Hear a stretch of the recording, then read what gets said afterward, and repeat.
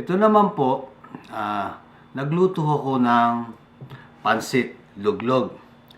Ito ho ang masarap hong kainin pag medyo nakainom po tayo. Nakakaalis po ng lasing. Ito po ay napakadaling gawin. Nagisa lang po ako ng bawang, sibuyas, at naglagay ako ng mga pakpak ng manok at saka ng isang maliit na nilagang itlog.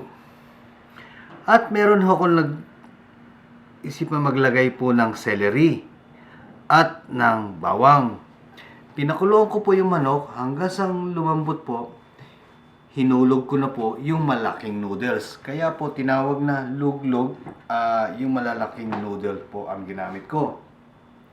Hanggang sa napalambot ko po na yung manok, nilagyan ko ng bawang at ng celery.